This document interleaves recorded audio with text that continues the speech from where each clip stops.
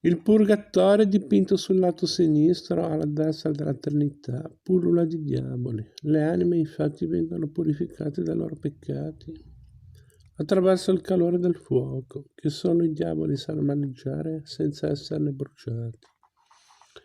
Un imponente demonio tutto rosso, dal ghigno orribile, con tanto di corna in testa, con grandi ali gialle, sulle quali sono dipinti numerosi occhi che guardano da tutte le parti.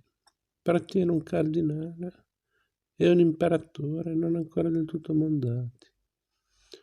Un papa invece, ormai ridente, è abbracciato da un angelo per essere condotto in cielo.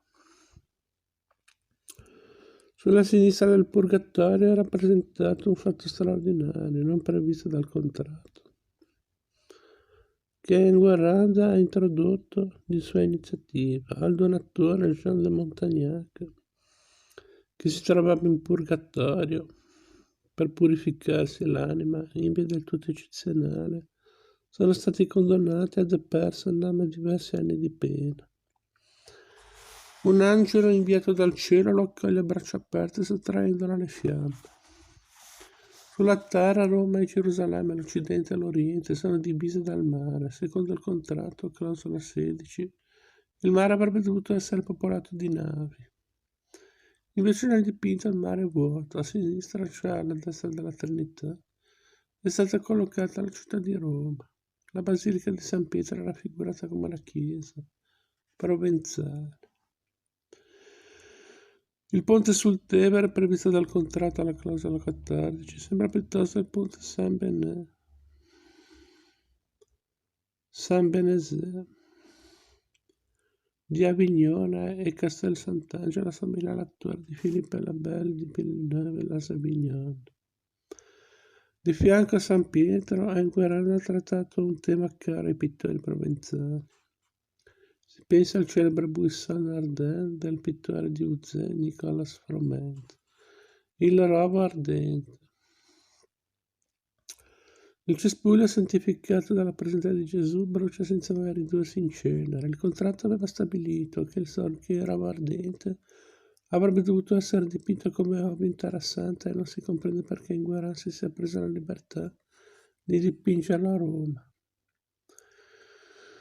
Sul prato seduto per terra un pastore suona una cornamusa, una trasparente e devota citazione di un particolare della natività del suo maestro Robert Champagne. Sul lato destro, al di là del mare, dipinta un'immaginaria Gerusalemme circondata da mura atturrite.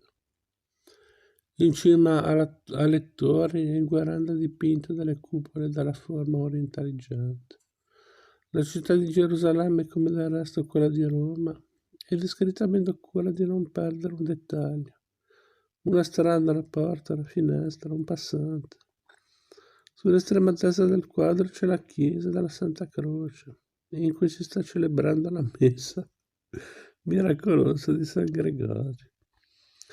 L'influenza di Campina e della scuola di Tournai si nota anche nella raffigurazione di questa messa. I frati del cappuccio bianco sono di schiena.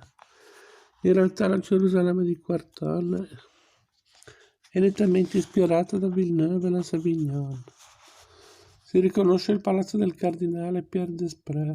La via Dolorosa assomiglia alla strada principale di Villeneuve. Sullo sfondo di Gerusalemme in lontananza si intravede un monte che non ha nulla dai colli romani o delle Alpi. È la rappresentazione di una montagna ben conosciuta dall'artista e dal suo committente, cansata anche dal Petrarca che amava farvi delle passeggiate. È il monte Ventoux. Sopra la terra stanno i cieli. 17. Segue i cieli.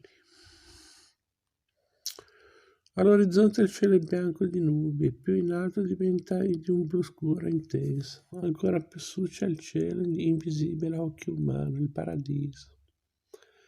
La terra e il paradiso sono come uniti dalla croce. Al centro della terra, tra l'Occidente e l'Oriente, su una collina, il Golgota, una croce sottile allungata, con il Cristo crocifisso, sembra esprimere il legame che unisce gli uomini a Dio. Questo crocifisso per la sua pienezza però la sua espressiva sobrietà ricorda quella della crocifissione di Antonello da Messina al Museo di Anversa,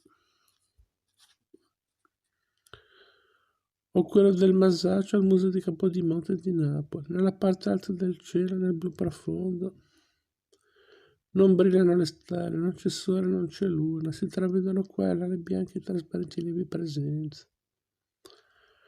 E guardammo memore forse dell'impalpabile figura sospesa tra i raggi che entrano nella stanza della Vergine, nell'annunciazione di Champagne, Cloister Metropolitan Museum di New York.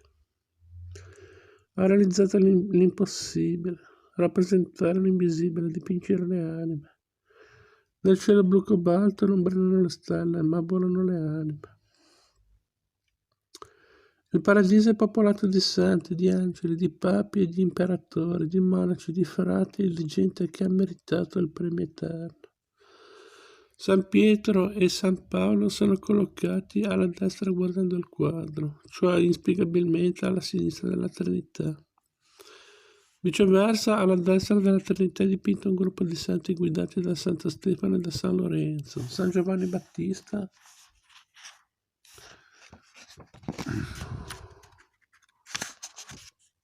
guida patriarchi e profeti, riconoscibili per i pittoreschi turbanti o copricapo di fascia orientale.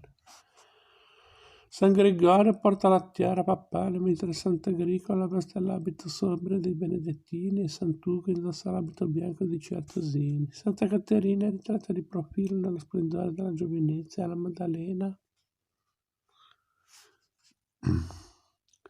dai capelli lunghi e biondi, è vestita di blu con un mantello rosso. Carlo Magno porta la corona traputa di fiordalise. San Francesco, San Domenico, San Bernardo, Sant'Agostino e altri principi della Chiesa e fondatori di ordini religiosi non previsti dal contratto sono stati generosamente e liberamente introdotti da Enguerrand. A sinistra della Trinità, dal lato di San Pietro, sono collocati i notabili, la borghesia e il popolo. Tra i santi alla Trinità, a destra e a sinistra, sopra e sotto gli angeli, assolvono con grazia i loro doveri. Alcuni portano l'incenso, altri il turibolo, altri pregano. Altri ancora sono gli angeli musici, che suonano le lire e le arpe o che cantano. Gli angeli sono fanciulli femminei, dai lunghi capelli biondi, dallo sguardo dolce e incantato.